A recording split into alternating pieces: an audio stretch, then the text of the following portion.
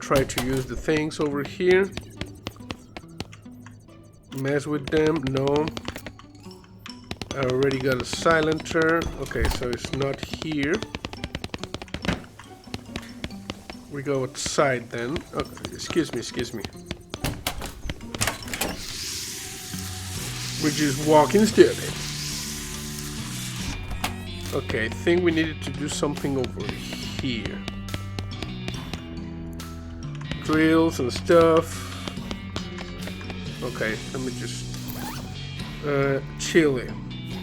Bows of chili that has exactly 0 guns in it.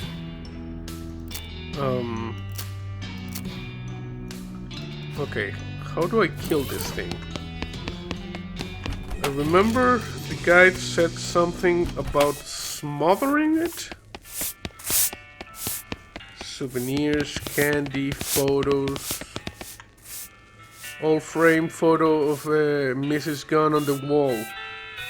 Take a closer look. Photograph Mrs. Young Miss Gunn smiling as she accepts a fancy trophy.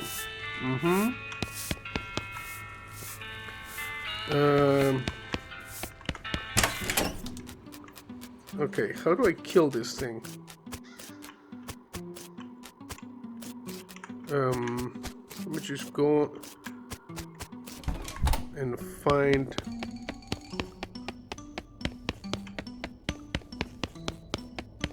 You know, I used the hammer to destroy the eye, but I don't really... It says something about smothering it, so maybe I should go to a room? Okay, do you have like any suggestions? I'm trying to find a humane way to do it. Bro, can you talk to me? He's busy. Okay, let's go to the kitchen. Do you have any ideas as to what to do here? No, she's just making the gun thing with the chili. Let's go to the kitchen. No most use. The lard. The lardest. No pants here.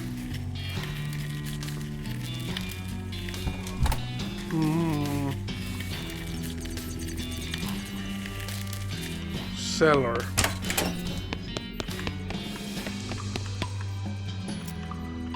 Yeah, the photos. No.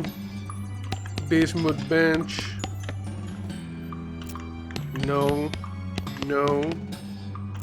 No. Okay, just give me a second. This is ridiculous. Just a second. Okay, I'm back. Yeah. We need to go to the parlor room. You can smother it in it. You see? That's what I remembered, like, with the pillows. Smother the chili with a pillow, you see? You side and you do what has to be done. You got an item. Chili sin pistolas. Muerto. Now we can go. Okay, let's just go over here and we get this ghost chili to this guy. I've used the nice your chili, here you go. You hand the ghost the ghostly bowl of chili. He immediately gobbles it up. With a long, finally satisfied sight, he dissipates. Happy trails, big guy. Okay, now we have 2 ghosts left. 2 ghosts left on the premises. More precisely, there are none left on the first floor, 1 on the second, 1 on the third. Okay, now we need to go to the attorney. Okay, so go to the second floor.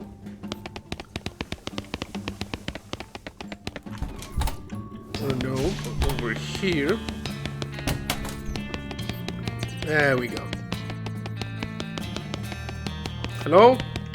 In loco parentis. Okay. Okay, are you with some more? Let's go. Okay. So, go ahead. June 17th. Okay. Timsbury accused McCready of cheating at poker. I have some questions. So, tell me more about the argument. There isn't much to tell. The other players in the game had already folded their hands on that round, so they weren't paying very close attention. All we know is that Timsbury suddenly accused McCready of being a dirty, cheating vermin. McCready said Timsbury was just sore because he'd been losing all night. Did McCready have a history of cheating? He'd been accused of it once or twice before, but Reno's a gambling town, and he hung out on the rough part of it. Getting accused of cheating by a sore loser when you're on a lucky streak is part of course. Okay, what happened next? Bartender yelled to them to take it outside, but since it was dark, they agreed to meet for a duel the next day. That would be the 18th, June 18th. Okay, have a question about this. Did they set a specific time for the duel? Yes, high noon. Figures. Why is it always high noon? Tradition, I suppose. Since the sun is at its highest in the sky, everything's brightly lit. There are many shadows, so that's good for gunfighting. Makes sense. Plus, you have to have your duel on your lunch break. Okay. Okay, what happens next? Next day, they both showed up shortly before noon and squared off about 30 feet. Okay. I'm gonna have to more details on that, you know? Go ahead. So, you say he fired exactly at noon.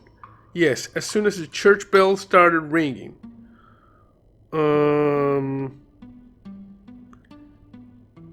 You also mentioned McCready's could watch, so McCready fired as soon as the church bell struck noon. Yeah, that's just what I said. Have you got a point to make or just stalling for time to think? Objection! McCready fired at the wrong time. What are you talking about? He fired exactly at noon with the church bell. There are witnesses. That's right. He fired at clock noon, but the duel was set for high noon. They aren't the same thing. High noon is just when the sun is at its highest point in the sky. Depending on geography and the time of year, it can be hours different from clock noon. McCready fired early and then makes the duel illegal. What? What do you say, counselor? What? Felicity gives you a slow smile. Gotta hand it to you, Prosecutor Barth. You're a lot better at this than I was giving you credit for. That's a good thought you had there. There's just one problem with it. What's that? I already thought it. Take that. She hurls a small book at you. You just barely managed to catch. You got an item. 1878 Nautical Almanac. God, what the heck is this? I did my homework when I was preparing for that trial.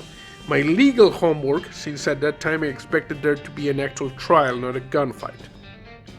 What you're holding there is a nautical almanac for the year 1878. There are bookmarks if you like to do the math yourselves, but if you look up solar noon, also known as high noon, for June the 18th and make the adjustment for Reno's latitude, what do you think you get? You have got to be kidding me. That's right, prosecutor. 12 o'clock p.m. Precisely. No! Well, damn. Nice try, though. I meant that sincerely. That's all my ammo.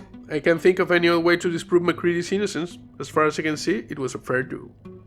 Yes, and that's me with the guilt of an innocent man's death on my hands.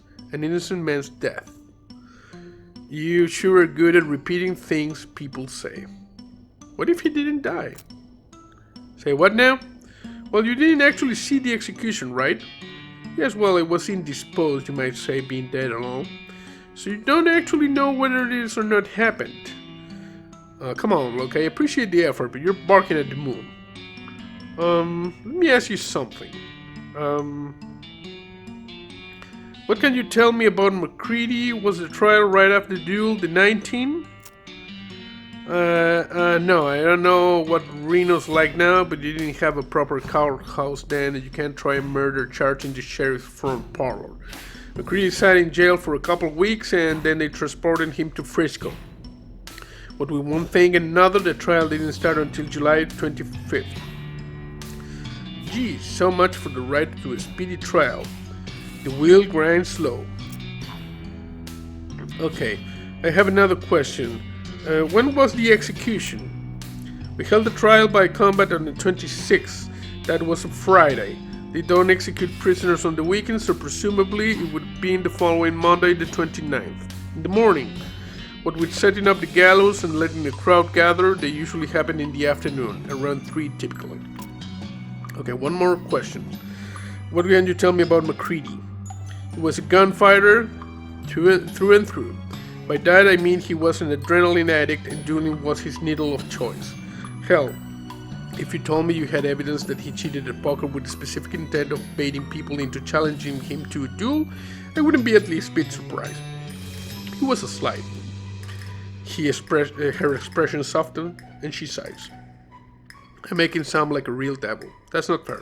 He was smart and charming, could have been a good man, if he'd chosen an entirely different life for himself. Anything else? Well, I recall he had a real good head for numbers.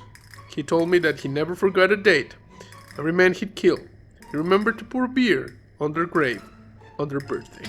Well, that's nice. Nicer birthday would have been not having killed them in the first place, of course. Yep. Okay. Why did he invoke trial by combat? Assuming he was innocent, why would McCready invoke trial by combat? His case was pretty straightforward. A duel only worsened his odds. I was mighty surprised. Let me tell you.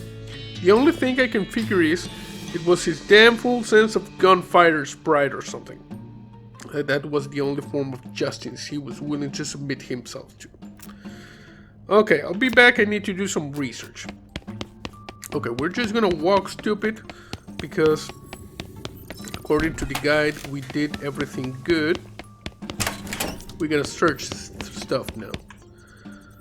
Investigate? No. No. No. Okay, I gotta check the book. Look up a date in it. Okay. We're gonna look up June. You flip to the June chapter. 18. That was the day in Macready and Timber's duel. Apart from the fact that High Noon and Reno match up exactly with Clock Noon that day, doesn't seem to be anything special about it. Okay.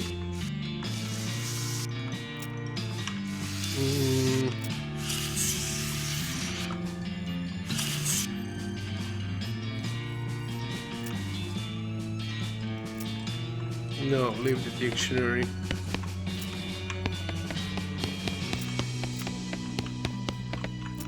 Well, come on.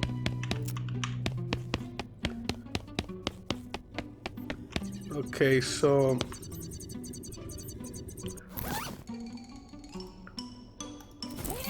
look up a date. So June, July 29 was the trial, right? That was when McCready was going to be executed. Let's see. Whoa, wait a minute. According to this, it was a total eclipse in the sun that day.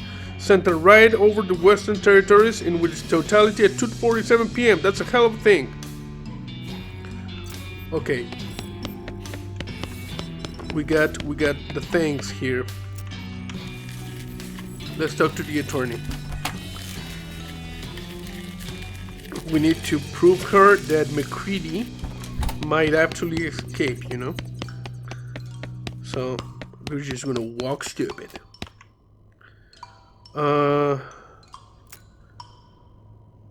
I looked up July 29th on your almanac. And get this, there was a total eclipse of the sun that day. What? No, you're just messing with me. No, look for yourself. Totality at 2:47 p.m. right over the Western Territories. That's quite a thing, but I don't see how it affects weight, unless you're suggesting it was the perfect opportunity for McCready to escape. That's absurd. Absurd like a fox. You said yourself that McCready was really good at remembering dates. He could have read about the eclipse at any time, stored that knowledge away for future use, like to give himself an advantage in duel or something. Alright, That's reasonable as far as it goes, but McCready couldn't have worked the eclipse into an escape plan because he didn't have any say over the court schedule. You said, what with one thing and another, the trial didn't start until July 25th. McCready could have caused any number of those delays himself by faking illness in prison, messing with the horses on the ride to Frisco, or anything. This could also explain the trial by comeback. You mean there ended up being too much delay, so if a regular trial went on too long, he was found guilty, he'd have missed the eclipse. Exactly. Whereas if he called for a trial by combat, everything would be resolved one way or the other in only one more day. Maybe you'd win and that'd be fine, but if you lost, he could use his escape plan. Have to admit this is pretty compelling, but it all maybes and what ifs. Yeah, maybe it happened, maybe McCready was rescued by leprechauns. Oh man, are there leprechauns in Frisco? You need some kind of hard evidence before this, and is any more than just a fun story, is what I mean. Okay, I'll be right back. I'm just gonna go, because I remember you needed to go to the library to get some evidence. Let me see. You find a few bundles of all newspapers at the bottom of one shelf, the Frisco Newsinator. You start at the bottom of the stack, flip through them until you find the paper for the week of July 28th, August 3rd, 1878. The main feature has to do with the eclipse, various accidents and spectacles that occurred because most people weren't expecting it. The editor apologized for blurring the announcement in the previous week's weather forecast. Most notably, all three men scheduled to be hanged on the 29th escaped in the confusion, and only two of them were recaptured. Unfortunately, their names aren't given. Okay, keep looking. You don't find anything else relevant to the case. However, as you're putting the papers back in order on the shelf, a headline on a more recent issue catches your eye. Husband of famous inventor missing. The article is light on information, but apparently Mrs. Gunn's husband Dan vanished on the road while traveling into Dirtwater on business about 6 years ago. Law enforcement suspected bandits, but no evidence was found. That's kind of grim. Okay. Now, we need to go and talk to the attorney. And we're just walking stupid. Hello. I found a newspaper article. The guys scheduled to be executed the day of the eclipse escape, one of them was never caught. Which one? Well, didn't say, did it? Nope, damn it. And executed criminals aren't given gravestones with their names on them, so you just can't just looking around Frisco Cemetery to find out. Listen, Fuzzy, I really appreciate what you're trying to do, but at this point you would have to find McCready himself to prove he wasn't executed due to my failure. Well, I guess that is what I'll have to do then. Okay, so now we just go back to the coach.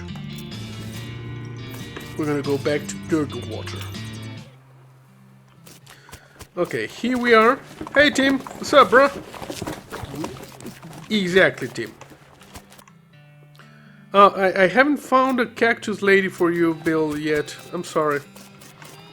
Okay, here we are at Dirtwater. And what we need to do is talk to the bartender. Hey, Lloyd. Ever heard of a fellow named McCready? McCready? Nope, don't ring a bell. Would have been about 17 years ago. Heck, I got a long memory, but not that long. I only started working here 6 or 7 years ago anyway. What about the guest register? We only keep those for the last couple of years. Only place I know of that might have records as far back as you would need would be the post office. Okay, thanks. Let's just go to the post office.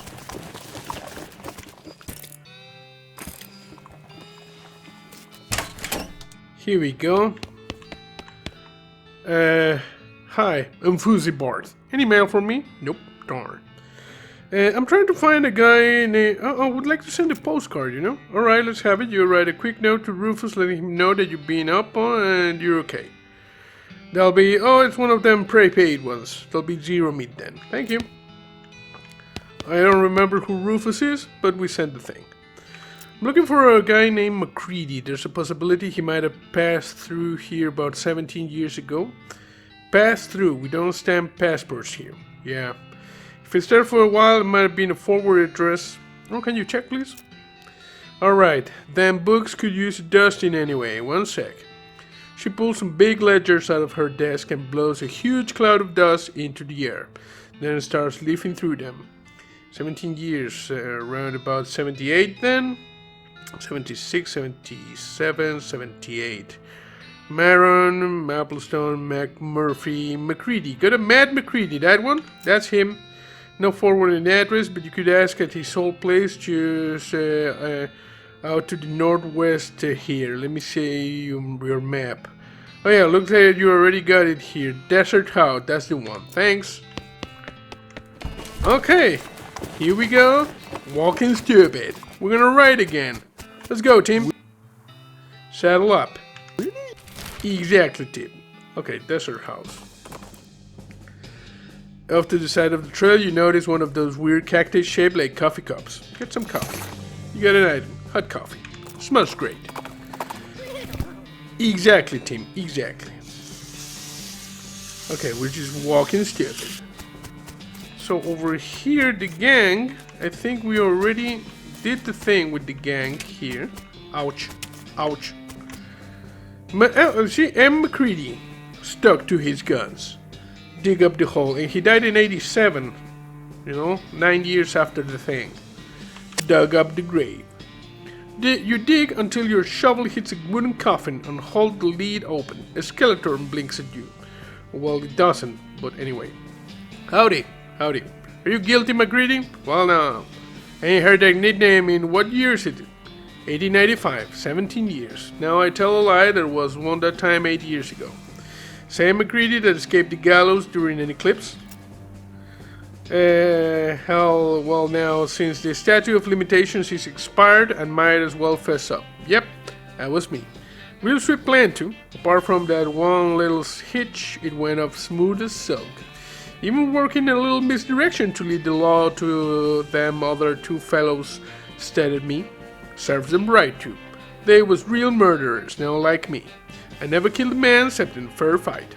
Except for that one little hitch you mentioned, You miscalculated how long to delay the trial. So in order not to miss the eclipse, you called for a trial by combat. Oh, well, yeah, that's the truth of it. You're blaming me for Mrs. Wainwright's death, I suppose. Why didn't you just trust her? She would have gotten you declared innocent.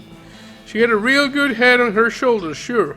But so did that prosecutor fella. I didn't rate the odds better than 50-50. Not good enough. Anyway, the trial by combat was part of her job. She should have been ready. That stinks. She trusted you, you jackass. She's a ghost now because she feels guilty about losing that trial. Spent ages trying to convince her you weren't innocent. And she backed you every step of the way, despite the fact that you got her killed. And you don't care. Hell, you bite your tongue, sonny. You don't know me. Don't care. I did what I felt I had to do to stay alive, and I felt damn guilty about what happened to Mrs. Wainwright. But I ain't taking all the blame for it, no sir. She'll tell you herself she should have been prepared, just like she told me that day, apologizing with her last breath. I gave up gunfighting for her. Gave up the only thing I lived for, and that's how I felt about it. You gave up gunfighting? Weren't easy, but I did. Bought this house, bought this land, raised some chickens, on a little vegetable garden. Place has gone to hell since I died, that's a shame. Anyway, I never find my pistol again, not even at a damn fence post. That's not what it says on your grave. Read it again. That's the fella that killed me having a little iconic joke, I reckon. Someone killed you? You're only the second person to track me down. First one was 9 years after the trial. Vic Tinsbury's brother hunting for revenge. What happened? He challenged me to a duel, and I told him I ain't doing that no more. He asked again, and I said no, and he hollered at me, and I took my pistol out of the closet and threw it at his feet, so he could see how the cylinder was all rusted shut. And he cocked his gun and asked me one last time, and I said no, and last thing I remembered, the bang. Jeez. Kinda him to bury me, though. Guess he weren't all that bad. Do you want to see Felicity again? I could take you to her, Ghost. Nah, I reckon I'll just go back to sleep. Alright, a dead fellow walking around. Ain't right, a dead fellow walking around. Just tell her sorry for me, alright? Here, can you give her my pocket watch? She'll recognize it. You get an item, McCready's pocket watch. Alright, bye McCready. So long, fella. You close the coffin, fill the hole back in. Okay, we got the information about McCready, you see? We're just walking around here, walking stupid. Just follow the road.